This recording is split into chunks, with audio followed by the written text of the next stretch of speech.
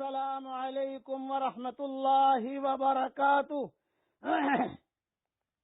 نحمده ونصلی علی رسولہ الکریم اما بعد۔ آج کا سبق سن لیجئے۔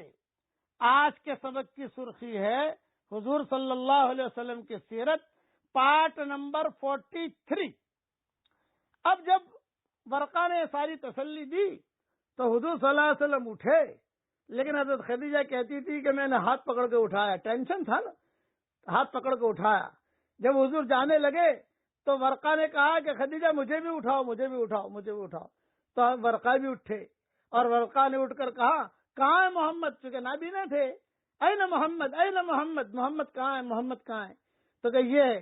تو حضور کے سر کو لیا ورقہ نے اور حضور صلی اللہ علیہ وسلم کے سر کو بوسہ دیا، یہ بھی روایتوں میں ہے۔ اب آپ گھر تشریف لائے، جب گھر تشریف لائے تو وحی کا آنا چند روز کے لیے رک گیا، وحی بند ہو گئی۔ جب وحی بند ہو گئی تو حضور صلی اللہ علیہ وسلم ٹینشن میں آ گئے، بھئی وحی کیوں رک گئی؟ تو آئندہ وحی کا شوق اور انتظار رہتا، گھبراتے بھی تھے، اور دوسرا کہ جب رک گئی تو ٹینشن بھی شروع ہو گیا، بھئی یہ کیا ہوا، یہ وحی کیوں رک گئی، وحی کیوں رک گئی؟ تو آپ خود فرماتے تھے کہ وحی رک جانے سے آپ حضور صلی اللہ علیہ وسلم کو اتنا ٹینشن ہوا کہ بار بار پہاڑ پر جاتے اور کہتے کہ اپنے آپ کو پہاڑی کی چوٹی سے گرا دوں، مر جاؤں، یہ وحی کیوں رک گئی، یہ وحی کیوں رک گئی؟ چنانچہ جب آپ، اسی لیے کسی شاعر نے کہا ہے، ہجر سے بڑھ کر مصیبت کچھ نہیں، ہجر سے بڑھ کر مصیبت کچھ نہیں، اس سے بہتر ہے کہ مر جاؤں کہیں۔ جدا ہو جائے کوئی آدمی کسی سے، اس سے بڑھ کر کوئی مصیبت نہیں، اس سے بہتر ہے کہ مر جاؤں کہیں۔ آپ جب بھی ایسا ارادہ فرماتے کہ وہی رک گئی، اچھی خاصی وہی آتی تھی اور یہ جبریل کا آنا بند ہو گیا، فرشتے کا آنا بند ہو گیا، تو جب بھی آپ ایسا ارادہ فرماتے کہ پہاڑی پر چلے جاتے تو چپکے سے نکل جاتے۔ حضرت خدیجہ کام کرتی ہوتی، کھانا پکاتی ہوتی اور دوسرے دروازے سے حضور فٹافٹ نکل جاتے پہاڑوں پر، میں اوپر سے گر جاؤں۔ تو حدیث میں آتا ہے جب آپ ایسا ارادہ فرماتے تو فوراً جبریل امین ظاہر ہوتے اور یہ فرماتے یا محمد انک رسول اللہ حقا، ایک زور سے کہتے، آواز آتی زور سے۔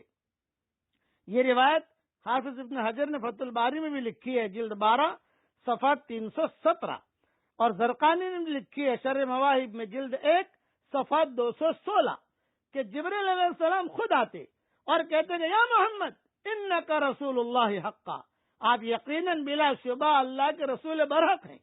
یہ سن کر حضور صلی اللہ علیہ وسلم کو اطمینان ہو جاتا، لیکن یہ ٹینشن تو گھر میں چلتا ہی رہتا تھا کہ ایک طرف وہی رک گئی، خدیجہ تو مسلمان ہو گئی، اور ایک طرف یہ، تو حضرت خدیجہ جو ہے وہ تسلی دیتی۔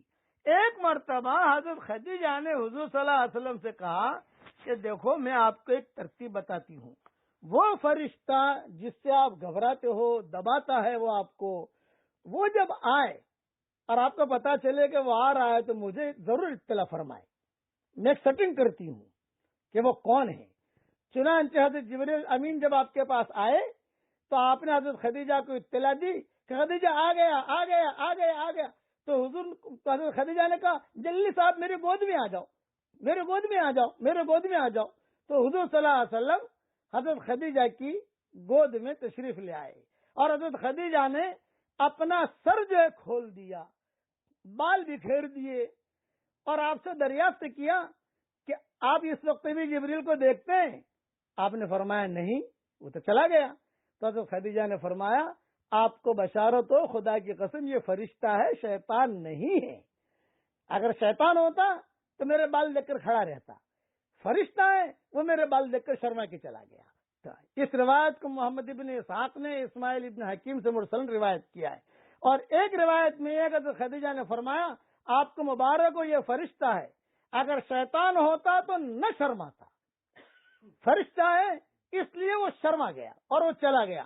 بس یہ روایت بھی ابو نعیم نے نقل کی ہے۔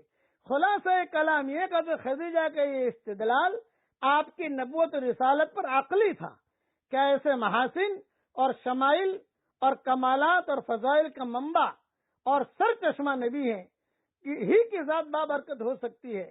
اور ورقہ کا استدلال جو تھا وہ نقلی تھا کہ وہی نبی رسول ہے کہ وہ تورات اور انجیل کے ماہر تھے.